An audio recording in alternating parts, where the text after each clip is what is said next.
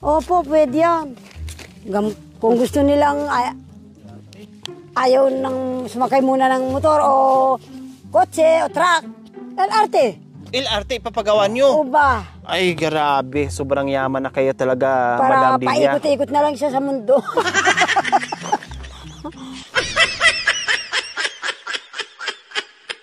So ayan po mga kabayan, nandito po kami, kasama ko po muli si Nanay Delia and Nanay Nida dahil maghagilap kami ng mga gulay. Manguha kami ng mga gulay mga kabayan, no? Dahil may nakita kami kanina mga hinog ng mga papaya at mga langka. Kung ano na lang mga kabayan, bahala na kami maghanap ni Nanay Delia and Nanay Nida. Tara! Noon po, ganito, ganyan din po ang ginagawa namin. Kabuayan namin po. Yun ang teacher ko dito mula nung bata ako, siya pong kasama ko na magpipitas ng ganito. Sabi ko po sa kanya, anong gagawin natin? Ate, walang kanin. Ikaw na Maglaga na lang ng bahala ka na. kardis. Bahala na ako, sabi po niya. Maglalaga tayo. Pagsamahin po itong tuyo, tsaka yung tuyong bulay, yung pong masarap po yun. Sayang bay na. Pagsamahin itong hilaw at saka itong tuyo. Tuyong, opo, at saka unahin mo muna itong tuyong buto. Kasi medyo matigas na. Opo. Kasama ng bulay. Ganon din po, tuyong bulay din. Ang daming bunga mga kabayan. Tapos, ang sahog niyan ma'am, pag malambot na, may sangkap na, ilalagay na po ang ube. Akala ko, pag yung ganito ng kulay, hindi na pwedeng kainin. Hindi po. Kukunin. Pwede pa rin siya, para siyang munggo na lang. Opo. Parang munggo. Opo, pag nilaga. Kukunin yung niya, buto. Parang mura lang. Hindi po. Pati pa na ito. So, ito yung ginagawa nyong bigas, kanin. Ay, opo. May sabaw ka na, may gulay ka na, may bigas ka na. Opo. Kahit isang takal lang ng latang gatas, pwede na. Basta meron ka lang ganito. Wow. Pero yung mga kapatid namin, ma'am, mga lalaking dalawang yan, hindi mo mapakain. Iiyak sila. Opo, hanggat hindi kanin. Naku. Mag-anak Ay. sila. Kayong mga ate, Kami po. ito na ang kakainin. Yung mga maliliit, okay na. may bigas. Okay na po, Opo, madam, kasi konti wala pong chemical. Tapos po, ang gagawin niyan, mag-utang sa San Ramon, sa mga kaibigan ng tatay ko. Ang tatay layo pa namin. nun, sana mo, nandoon pa yun. Opo. Akala ko saan pumunta. Parating yan, makarating sa amin, alas 7 na ng gabi. Tapos Kasi- may dala-dala ng bigas. Opo. Dinala niya yung pangalan ng tatay namin, o yun. Binigyan siya. Mga Tapos siguro. dinala ng pangalan mo, ang problema, ikaw naman din magbayad. Opo. Yun po. Pagdating dito, kinabukasan, nandiyan naman po. Kasi yung tatay namin, pumupunta sa kamag-anak niya. Opo. Tinatawag din siya, nagpapatulong kung anong problemang yun. So ayan po mga kabayan, ha, buksan ko lang. Ayan o. Ayan. O parang munggo nga siya. O. 'Di ba? O. Skin tone yung kulay niya. O, ganito siya mga kabayan pag tuyot na. O. O, pero pag yung ito, yung mura pa, sana ba yung mura? Hanapan ko kayo ng mura mga kabayan. Ito po, pag mura, ganito yung kulay. Oh, kahit isama mo tong dahon, okay lang pag medyo mura pa talaga yung balat ito. I mean. Oh, ayan siya oh, green. Para naman siyang green peas, maliliit, maalinamnam siya mga kabayan. Ayan oh. Pero pag mura dito, pwede to kasi malambot siya. Ay, paano ba ito maghukay? Ganyan po. Ganyan na? Wow. Ayan. Wow, ang galing ni nanay maghanap. Wala tumbok ka agad. Ayan. Gamit mo. Like. Tumbok ka agad ni nanay kung saan yung... Pag nabitak po nga yung... Nabitak yung lupa, madam. Ay, ganun. Wow. Yung ang palatandaan. Maputos mo muna. Galing. Kagaya niyan, ma'am. Meron yan. Pag siya. Nakausli, nakaumbok, ganun. Nakaumbok.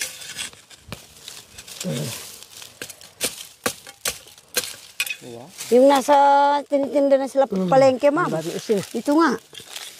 Opo. Maak yan sa video. Ang laki.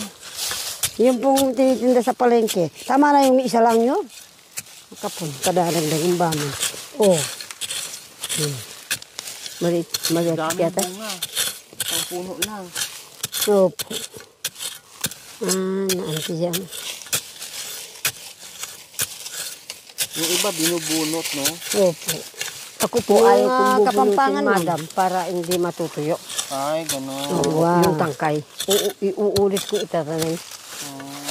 Kaya hindi binubunot. Parang ubi lang style niya. Opo. Yung kapampangan naman, pagkabunot ngayon, bukas, Itatanim na. papatanim na nila.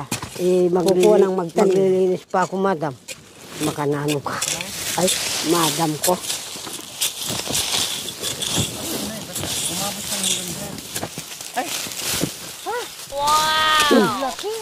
Ang tina. Oh, ang mawag ka ba?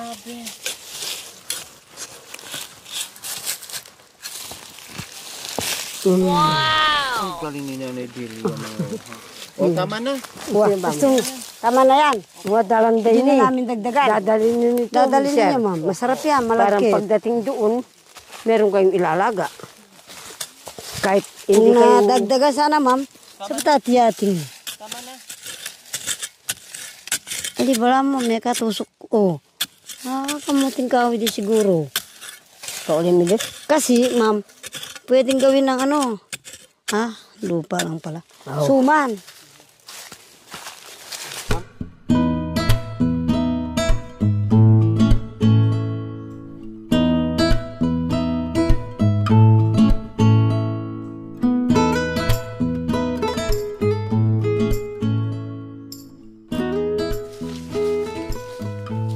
Yung ay itang hindi nakakatibot. Kadyak. Ay si ang makakatibot. Sabot sa tiba. Ma'am, gusto mo luya? Yan. Ika naman. O, tama na yan. Ang turab bunga. Ay, Aray, bulaklak lang eh. For me. O, di ba? Opo. Gulay. Tapos merong inihaw or sinulang manok. Opo, ma'am. Ang sarap nito, mga kababayan. Hinola, tapos yung ati kapay anti kuruga. Tayo tayo. papaya. Tapos mong sa puta sa mama, tapos mo baysin. Dadaan ng mga reyna. Dadaanan ng Reyna. Atin niya pa kaya alaman. Hindi ko pa nga natatapos madam. Ay, may hinog. Ayo. May papayo. Launa ng hapon, nang tayo ay magkita. Wow. 2:00 naman ang tayo ay magkakilala. Wow. 2:00 ang wika ko, giliw mahal kita. Wow. Ang gusto pala niya, kukuha ng papaya. Oh, yun ang pala eh. Oras lang pala ang katapat. May papaya ka na. 5:00 nang tayo ay magkipanan magtatagpo upang ipadama ang iyong pagsuyo. Ngunit ako yata, sa'yo ay nabigo. Ang pag-asa nitong abagong puso, sa'yo ay naglaho. Sa'yo ay Alas 7, hinihintay-hintay kita. Ho, dilim nitong gabi sa puso ko'y bumalisa. Nang hindi ko malaman kung napapano ka na. Aking mahal, sa buhay ko, hanggang ngayon wala ka pa. Aray! ating ko, sorry kay ka. Hindi asa kay ka, kakakukay ko doon. Alaga dito si ate. Pabayaan mo siya, madam. Wala siyang pipitasin. Wala ka na. Kaya ngayon ang oras yun. Sa tuwing aking naririnig, ay tila ba orasan din? Tignan mo nga aking Kasawihan, bawat dinggin. Yuhuu! Ay, madam. Ano ba yan? Pero kinakain ito, ma'am. Yung mura niya. ano mo sa akin? Kinakain. Anuhin ko. Meron pang kabila. Oh. Kasi Dahan lang ha. Yung laman. Opo, pwede yan. Gamot pa nga yan eh. Hinog. Fresh from the farm. Ay, kabayo. Ah, yehey. Favorite ni Madam to eh. Yehey. Oh, wala na. Ula. So, ayan, may tanglad din dito mga kapatid. Opo ma'am, tanglad nga po. Mangwa ka. Opo. Pag ako kapahaya. Opo. Kompleto na niya ma'am. Kompleto, manok na. Kala-kalali ka ah. Malapak ka. Bungso ka. May palubuyod kong yening alang manok. Ano ba? Dati ma'am, alaga akong baboy, may alagang manok.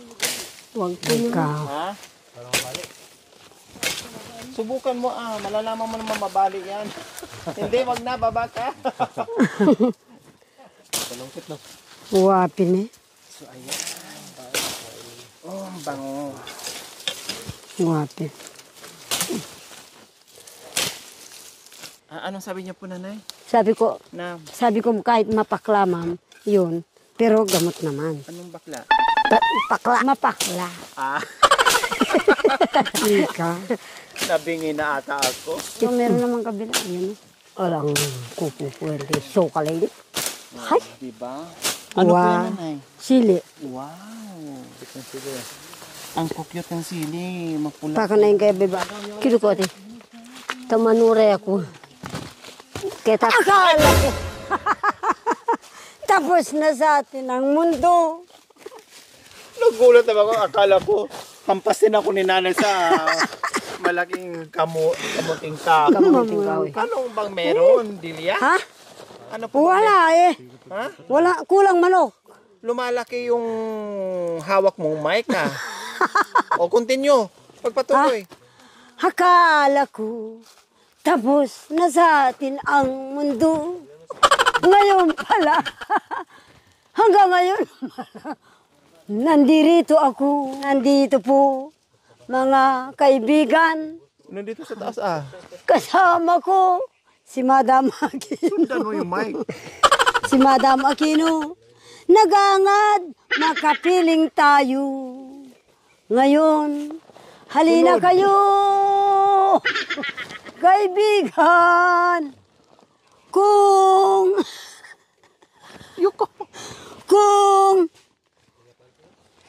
alam nyo lang, kasayaan ang aming dala. Usita. Panawagan mo sa lahat ng kabarangay mo kung mayaman ka. Kung ang magagawa ko po, ma'am, kung yayaman na po ako, yung mga kalsada na yan, unahin ko munang pasamyentado para yung mga nangangalakal na nangangalap ng puso, galyang, ubi. Hindi mahihirapan. Hindi mahirapan, tricycle nakakarating po dyan. Express. Opo, ilalabas na lang nila dyan. Opo. Ang mga karga. Madali. Madali po. O yung gustong pumunta ng Zambales, makakarating ka agad. Siguro naman po. Siyempre, hindi lang doon. Marami pa. Sobra-sobra ang pera mo. Anong gagawin mo? LRT na lang ang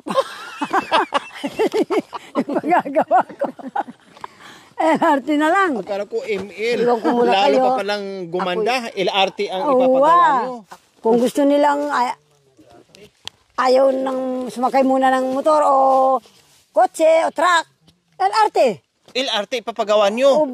Ay, grabe. Sobrang yaman na kayo talaga, Para Madam Delia. paikot-ikot na lang siya sa mundo. Sa mga kulot, anong bibigay mo? Kasi wala silang pambili ng pagkain. Mga kulot nga yun yung isasakay doon sa LRT. Mga kulot. Sige lang sila sakay-sakay. Walang makain. Anong gagawin? Siyempre, nandun din ang mga, waiter sa loob ng... High-tech. May loob kusina, ng nandun sa LRT. Hindi na sila bababa. Mga foreignera yung mga nagluluto. Yung mga, Mga waiter. Sa mga aitas. Foreigner lang rin waiter. Paano ba Ang yan? social naman ng mga aitas, no? Iba naman yung sa mga Kapampangan. Iba Sa din mga sa- ulat. Tagalog, Kapampangan, Ilocano, Bicolano. Naku, malaki-laking LRT ang ipapagawa natin. Iba naman Haba-haba yung sa yun. kanila.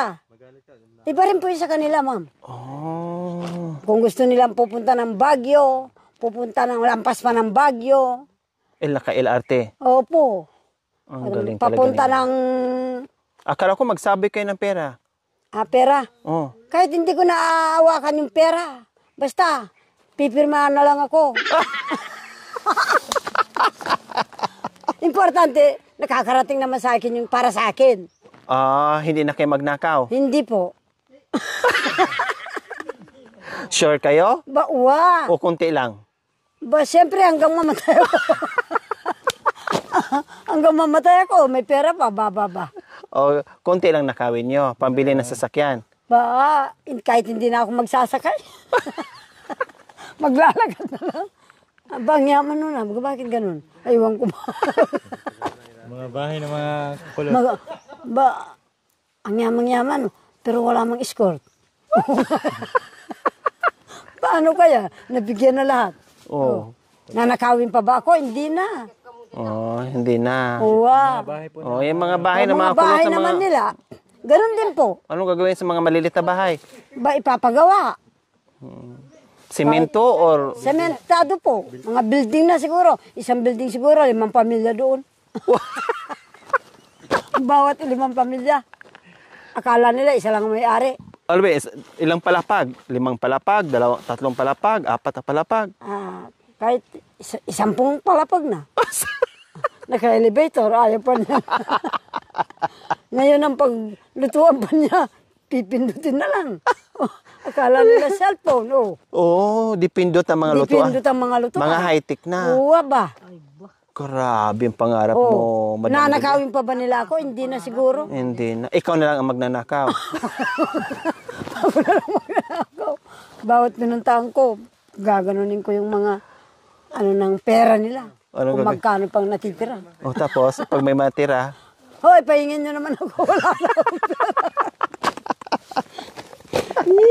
akong ano ba mga gulay dala natin, napitas natin? pera. Biro na ako. Ano ba yan? Kasi sa totoong buhay, ganyan lang, buladas lang kami dalawa. Pero sa totoong buhay, no? Tuturo ko mga. Napaka matulungin, na mapagbigay, hindi madamot, no? Walang Lahat na lang isubo na lang, ipapadala pa sa ipapakain pa sa ganyan si Nanay Delia. So ayan, ito meron kaming kuha, tanim to ni Nanay Nida. Ayan, malagkit daw po ito, yung kamuting kahoy. So ano pang meron dito? Yung tinitinda sa palengke. Anong English ng kamuting kahoy? Sa English? Sandali lang, nalimutan ko. Sige. Sandali lang. So, syempre... Peace din, ma'am. Ha? Peace. Peace din yan. Peace, dahil galing sa lupa. Peace. Wow. Peace din. Uwa, kagaya ng galyang, kagaya ng ube. Kala mo ba Wow. yan? Fresh talaga mga kabayan. Yung aming malunggay. Ayan po, fresh na fresh. Uwan kasarap tingnan, ma'am. Sarap na sarap tingnan. Ala, pero gumanok, ma'am ko. Gami pa muladas ka ta. Totoo. Opo. Dati mayroon Maraming pa akong manok sa nanay, sa palengke. Dati po, ma'am, marami akong alagang manok. Alam ng ate ko. Opo. Baboy. Nandun po yung ma'am. Pwede na itong makaing dalawa, no? Health worker yun. O ito lang? Ay, pwede po rin ito, ma'am. Mamaya mo kakainin madam. Opo. Dagta. Araw. Opo. Mainit. Tingnan namang alimos. Pwede na to kainin dalawa, no? Ito bukas pa to. Diba? So, ayan po yung napitas natin dito sa mga pananim ni Nanay Nida. Talagang napakasarap, fresh, may dagta-dagta pa. Diba? Kaya ayaw ni Nanay Nida mapagod dahil lalong nakakapagod kung walang kakainin. Opo. Kaya bawal mapagod. Walang aanihin kapag wala kang Pagod. itatanim at magpagod dito sa kabundukan. Kulang nga naman ito. At ito naman po mga kabayan, yung ating fresh tanglad.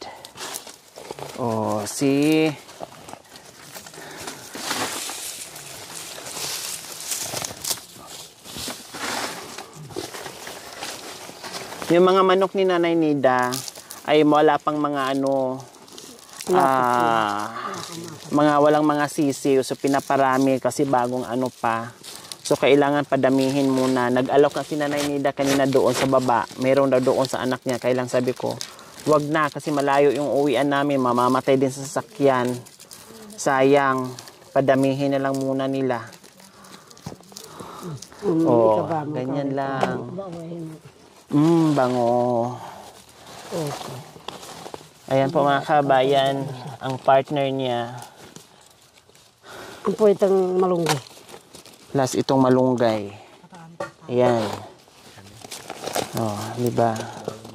So ayan po mga kabayan, nag-enjoy sa kapipitas ng mga fresh from the farm na mga gulay mga kabayan.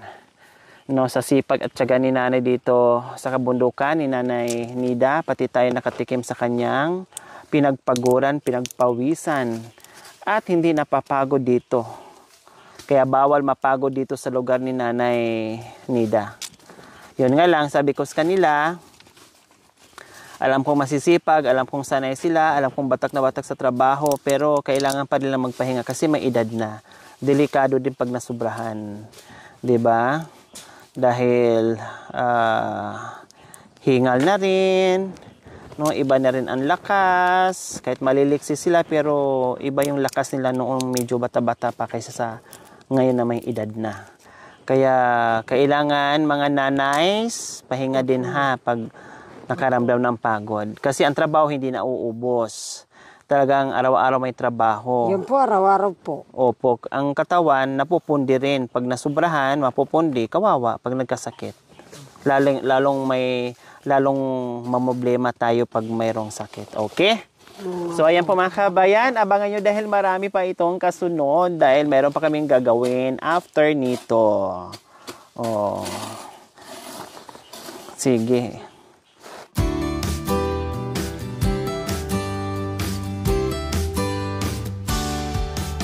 Thank you for watching. Don't forget to like, share, and subscribe.